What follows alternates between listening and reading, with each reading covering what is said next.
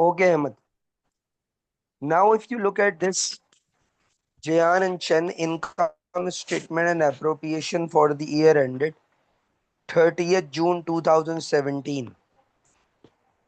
So, ji the income statement, we first have to make the income statement. So, income statement में first that is same or related with the sole trader revenue. Revenue में से आप subtract करोगे return. Then you have inventory. Then you have purchases. Then you have return over here. Means sales return and purchase return both are given in the question. ठीक है. If you particularly look at the question, तो in question is return from supplier and return to customers. So this can be a word return to supplier or return to customers. These two are the word that is sales return or the purchase return. alright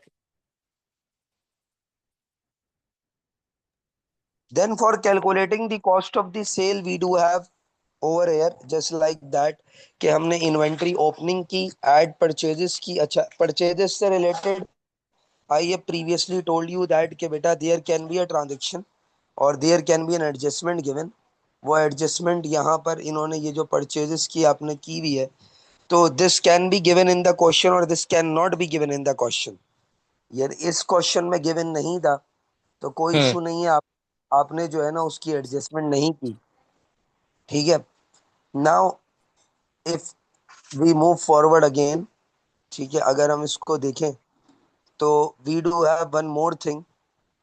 inventory ending put करी हमने, cost of sales calculate कर ली, then you have a gross profit. तो this portion is basically it's similar to what you have done in income statement. But the difference is that in income statement, the marks till gross profit will be 6 to 7 marks, but over here it will be only 3 marks. हम्म ठीक है, ये एक difference है अगर आप गौर से देखो.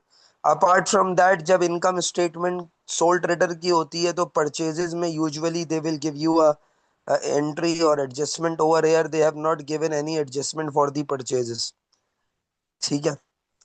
Then you have carriage outward given as well 9550. अब आप क्वेश्चन को रीड करो तो क्वेश्चन में कैरेज इनवर्ड और जो है कैरेज आउटवर्ड आपके पास गिवन है अलग अलग या एक ही कैरेज गिवन है. एक ही कैरेज उसमें से नीचे एडजस्टमेंट में लिखा हुआ था the carriage included 3000 for the collection of price so that will B carriage inwards Means for the carriage the examiner may give you an adjustment just like that in this question कि carriage आपको एक ही given है trial balance में, but in the examiner has given you that adjustment कि carriage includes 3000 for carriage on purchases. So this means that 3000 is the carriage inwards and remaining is the carriage outward. तो yes आपने सबसे पहले क्या किया कि ये कैरेज आउटवर्ड कैलकुलेट कर लिया. This 9500 is basically come from what कि ये 12550 था. यू हैव सब्ट्रैक्टेड माइनस 3000, तो दिस विल बी 9550. ठीक यस है. ये 3000 आपका क्या बन गया, कैरेज इनवर्ड पे आ गया. ठीक हम्म है. क्लियर है. या दिस इज क्लियर. ठीक है. Yes then we move forward. हमने जब फॉरवर्ड मूव किया तो हमारे पास क्या है, we have wages and salaries. अच्छा, वेजेस एंड सैलरीज से रिलेटेड यूजुअली पार्टनरशिप में एक एडजस्टमेंट दी जाती है कि पार्टनर की सैलरी जो है that will be added in the wages and salaries over here. तो over here wages and salaries में यही हुआ है कि 5000 salaries of the partner is added in the salary of the wages. तो हमने इसको क्या किया, we have adjusted this by subtracting 5000 from the wages and the salaries. ठीक है. सही है then moving forward to the next one आपके पास क्या है कि journal expenses. journal expenses से related we don't have any adjustment given, तो that's why journal expenses को ऐसे ही put कर दिया. if you talk about electricity and water में अक्रूड दिया हुआ था अदर इंफॉर्मेशन में, तो that's why we have added accrued because accrued is the payable and payable will be added in the expenses due to matching principle. या accrual principal, तो इसलिए इसको ऐड कर दिया। Similarly goes with the motor and vehicle, के motor and vehicle में क्या था हमारे पास, मोटर एंड व्हीकल की वैल्यू प्रीपेड दी हुई थी, तो हमने प्रीपेड की वैल्यू क्या कर दी बेटा, माइनस कर दी। माइनस। ठीक है, हम्म।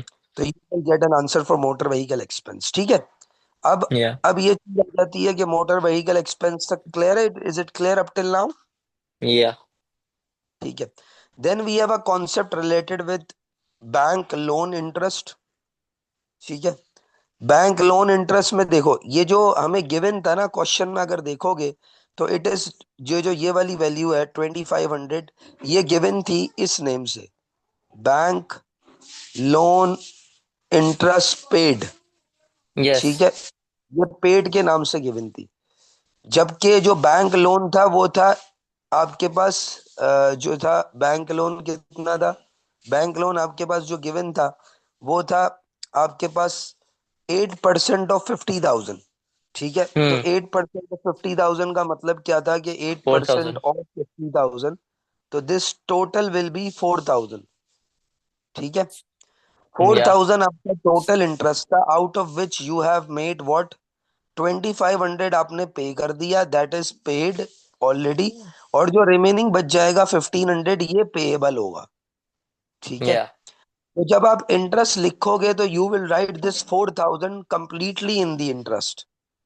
ठीक यस। है, and this 1500, this value of 1500 you will write this in what, you will write this in the SOFP. सही है, in okay. Liabilities column, liabilities के कॉलम में आप प्लस करोगे इसे करंट लाइबिलिटीज में। ठीक है, alright. This is clear up till now, bank interest yes. की भी कहानी समझ में आ गई। तो दिस मींस दैट कि you have to apply the rate on the loan to calculate the interest. ठीक है, जब आप इंटरेस्ट कैलकुलेट कर लेते हो तो आपको ये रेट अप्लाई करना है।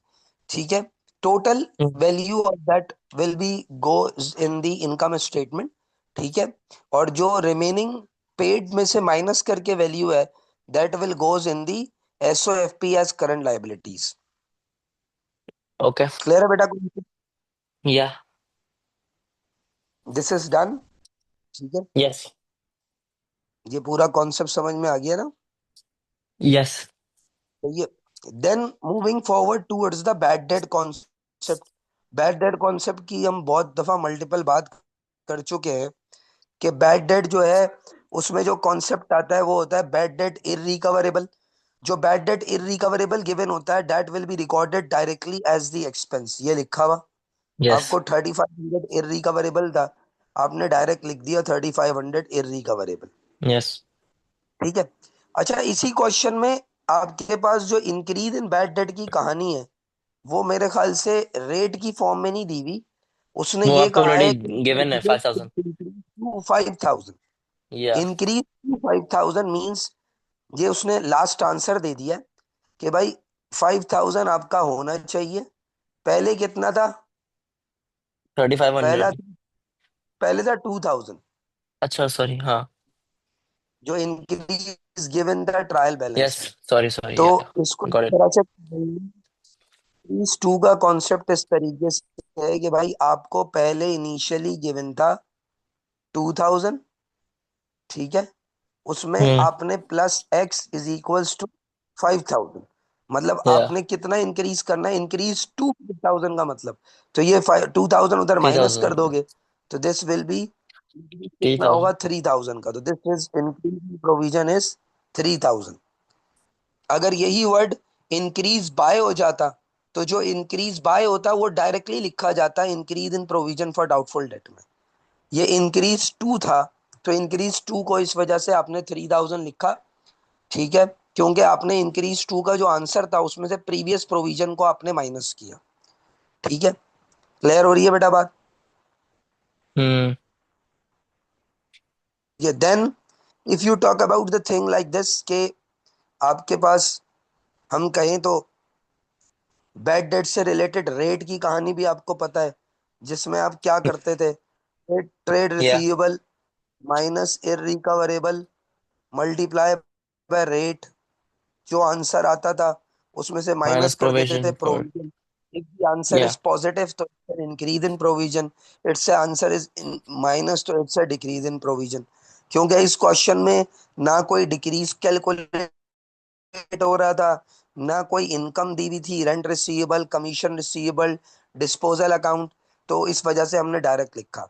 अच्छा, इस क्वेश्चन में एक एसेट बेचने की बात की गई थी एडजस्टमेंट में, but that asset is sold on the, कहते हैं कि आपके पास सोल्ड की गई थी एसेट की value on the basis of book value, यानी नो प्रॉफिट या नो लॉस का सीन था।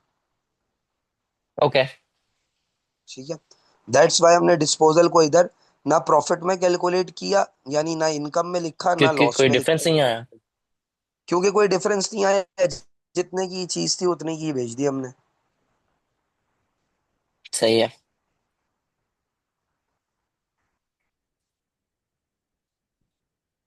This is clear. जी। कोई problem? No.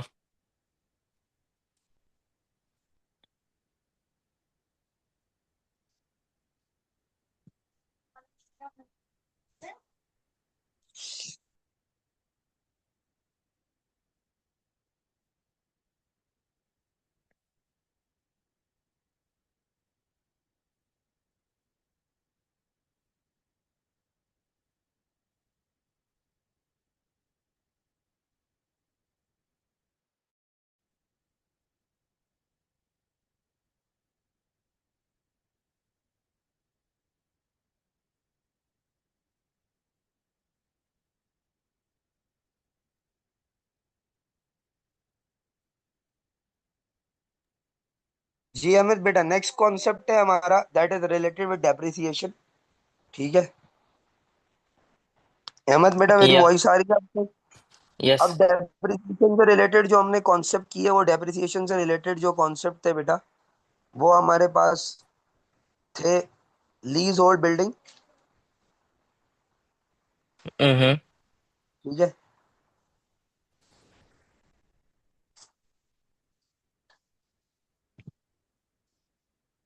Lease hold building में मोटर व्हीकल हो गया और ऑफिस फिक्सचर हो गया। अब ये तीनों अलग अलग मेथड है। ठीक है, हम्म। तो ये तीनों अलग अलग मेथड क्या है? फर्स्ट वन, क्या लीज होल्ड बिल्डिंग में कॉस्ट माइनस यूजफुल लाइफ, तो 120,000 minus two, not minus, cost divided by useful life, तो 120,000 डिवाइडेड बाय 26,000। ठीक है, देखो लीज होल्ड बिल्डिंग में ये था कि this this is the cost, और कॉस्ट को आपने क्या किया था कि डिवाइड आपने बाय कैलकुलेट यूजफुल लाइफ। 120,000। ठीक है, हम्म। जिसको आप 120,000 डिवाइड बाय क्या था? Divide by 20 because useful life. Because it's a useful life, तो ये आ गया 6,000। ओके। ठीक है, if you talk about motor vehicle,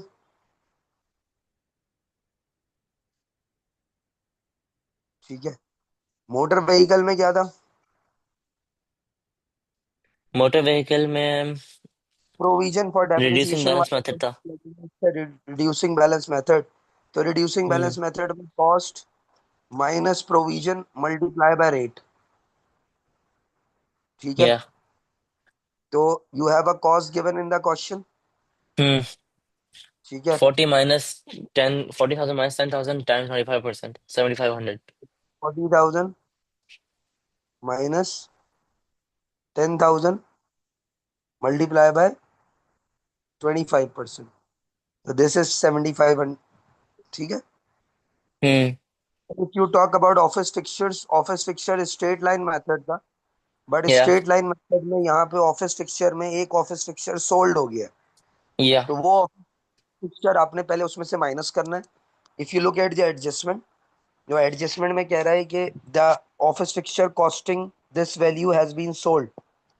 या। ठीक है, तो तो वो क्या 18,000 वैल्यू है? Minus, hmm, before it was 4,000, so 4,000 minus 2,000, it will be 2,000. So 18,000 minus 2,000 times 10%, 1,600. हम्म, तो दिस इज, आप कॉस्ट माइनस करोगे बेटा, कितनी थी? 18,000 टोटल थी, Yes. और कॉस्ट कितनी दी हुई है जो एसेट आपने बेचा है उसकी? 2000। क्योंकि इंफॉर्मेशन में दी हुई है कि भाई ये 2000 का है, as fixture costing 2000 was sold, yeah. तो 16,000 मल्टीप्लाई बाय 10%, तो you will get an answer of 1600। ठीक है। Okay. Then after calculating all these are the, आपके पास क्या थे? एक्सपेंसेस थे। You will total the these things, तमाम एक्सपेंसेस को आपको क्या करना है? टोटल करना है। तो दिस आज 175,000। आप 206 में से 175,000 माइनस करोगे तो you will get a value 35 31,000, sorry. It's a profit for the year. ठीक है। सही है। This profit for the year is similar to what you have calculated in sole trader. Now the thing which is change over here is the appropriation account. Partnership में जो चीज different है वो है एप्रोपिएशन अकाउंट। एप्रोपिएशन क्या है? It's a distribution of profit to the partners and also the distribution of profit in terms of the agreement. आपको agreement के मुताबिक डिस्ट्रीब्यूट करना है। एग्रीमेंट में यह है कि if the interest on capital is there, वो आपको माइनस करना है। सैलरीज है, बोनस है, कमीशन है, ये तमाम चीजें बिजनेस से पार्टनर को दी जाएंगी, that will be subtracted in the appropriation account. But जो चीज अप्रोप्रिएशन अकाउंट में माइनस होती है वो करंट अकाउंट में प्लस होती है, क्योंकि वो पार्टनर को करंट अकाउंट में मिलती है। तो वो पार्टनर का अकाउंट होता है, दैट्स वाई वो पार्टनर को मिलती है, तो वो करंट अकाउंट में ऐड होती है, करंट अकाउंट में क्रेडिट पर लिखी जाती है। Getting my point? ओके। ठीक है। Now if you look particularly at the question, तो क्वेश्चन में बेटा फर्स्ट पैराग्राफ में यूजुअली हमें गिवन होता है अप्रोप्रिएशन से रिलेटेड। तो अगर क्वेश्चन के फर्स्ट पैराग्राफ में जाओगे आप, अच्छा, क्योंकि इस क्वेश्चन में आप इनकम स्टेटमेंट एंड अप्रोप्रिएशन साथ बना रहे हैं, तो इसमें आप अलग से हेडिंग नहीं डालोगे। प्रॉफिट फॉर द ईयर के बाद डबल लाइन भी नहीं डालेंगे। प्रॉफिट फॉर द ईयर के बाद कैलकुलेशन आपकी डायरेक्ट स्टार्ट हो जाएगी। तो ये बात याद रखो, सिर्फ एक चीज प्लस होती है, वो कहलाती है इंटरेस्ट ऑन ड्राइंग। बाकी तमाम चीजें माइनस होती हैं। इस क्वेश्चन के फर्स्ट पैराग्राफ में अगर आप जाओगे तो इंटरेस्ट ऑन ड्राइंग गिवन है, इंटरेस्ट ऑन ड्राइंग को आप ऐड करोगे। तो इंटरेस्ट ऑन ड्राइंग कितना गिवन है? ठीक है, परसेंटेज दी जाती है। That percentage will be applied on the interest on या drawings value to calculate interest on drawing. तो first paragraph of the question आप रीड करें तो Jian and Shen are in partnership, सही है, sharing profit and losses in the ratio given है, and interest on capital is allowed. ठीक है, इसी तरह सैलरी की भी बात की गई है, इंटरेस्ट ऑन ड्राइंग की भी बात की गई है। तो आप देखिए इंटरेस्ट ऑन ड्राइंग कितना है।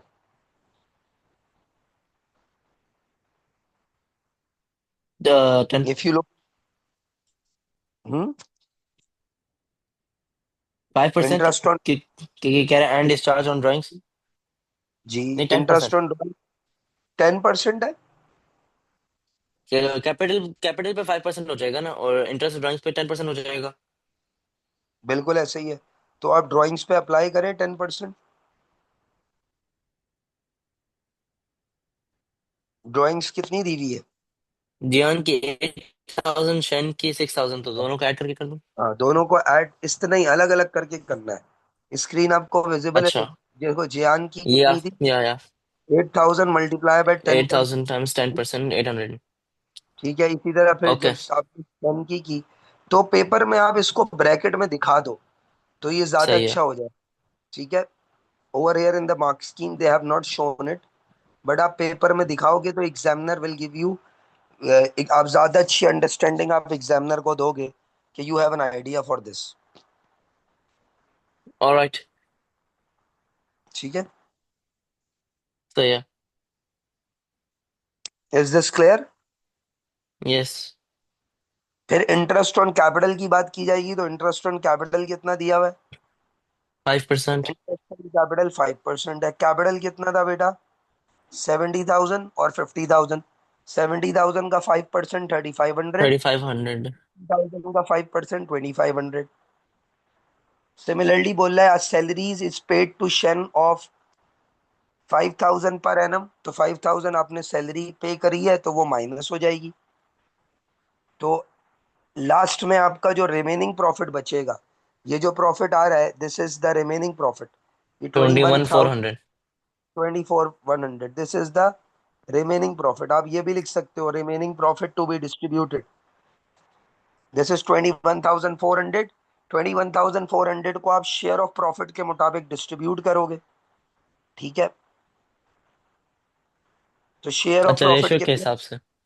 रेशो के हिसाब से 3:1 दिया हुआ है। ठीक है, तो 3:1 को आप कैसे करोगे? ठीक है, ये आपने किया 21,400 मल्टीप्लाई बाय जियान का 3 divide by 4, sum of ratio नीचे आएगा। ये सही, ये तो आता सही है। ठीक है, 5350 हो जाएगा शन का। हम्म शेन का, और और जियान का हो गया 6। 16050। अब ये इसमें से माइनस करोगे तो अल्टीमेटली द आंसर इज निल, और यू कैन राइट 21,400, यानी पूरे अपने अमाउंट को डिस्ट्रीब्यूट कर दिए। क्लियर है बात? सर एक डाउट है मुझे। जी, वो इनकम स्टेटमेंट में था वेजेस एंड सैलरी की एडजस्ट, वो एडिशनल इन्फॉर्मेशन में बस वहीं पे एक था। देखो वेजेस एंड सैलरीज के बारे में कहा हुआ है, नंबर 3 एडजस्टमेंट है, the partner salary had been paid to Shane, that has been hmm. Posted wages and salaries account. तो ये गलती हम्म। से वेजेस सैलरीज में पोस्ट हो गई थी, जो पार्टनर की सैलरी है वो हमने यहाँ पर माइनस करनी है, जो तो आपको बस ये माइनस गिव, कर दी। तो आपने यहाँ पर माइनस कर दी। एप्रोप्रिएशन में माइनस होगी वो, इनकम स्टेटमेंट में नहीं होगी। दैट्स वाई वो इनकम स्टेटमेंट में से भी आपने क्या करी, माइनस। माइनस करी सैलरीज में। और एप्रोप्रिएशन से भी आपने उसको क्या किया, माइनस किया, क्योंकि एप्रोप्रिएशन में तो बिजनेस से वो पे होनी है, मगर वेजेस एंड सैलरीज बाद में पे होती है से एम्प्लॉय उसकी पार्टनर की। ये जो वेजेस एंड सैलरीज गिवन है, ये एम्प्लॉयज की सैलरी है, ये आपने माइनस करनी है। एक टाइप से वो पार्टनर भी और एम्प्लॉय भी है। जी जी बिल्कुल, नहीं एम्प्लॉय नहीं है, वो एम्प्लॉय तो नहीं उसको है। सैलरी की। अगर वो एम्प्लॉय भी है और पार्टनर भी है, तब भी उसकी wages and salaries income statement में नहीं जाएंगी। सही है, सही ठीक है, है। ये ठीक है। पार्टनरशिप एग्रीमेंट कहता है कि पार्टनर की सैलरी आफ्टर प्रॉफिट डिस्ट्रीब्यूट होगी। सही है, ठीक है। ठीक है, ये बात क्लियर हो गई? यस। एप्रोप्रिएशन का कॉन्सेप्ट समझ में आ गया? जी। Now you have, I have given you a question Li and Yang, Li and Yang आपने करा हुआ था। अब आप उसका क्या करो, उसका आप जो है ना बनाओ एप्रोप्रिएशन अकाउंट फिर। ठीक है, then we will hmm. Connect again for current account. मैं आपको लिंक सेंड करूंगा अगेन, तो we will connect for current account. ठीक है बेटा? सही है। तो इस, आप पहले ली एंड यांग का करंट अकाउंट बनाइए। ठीक है। This is clear? Any question up till now? No.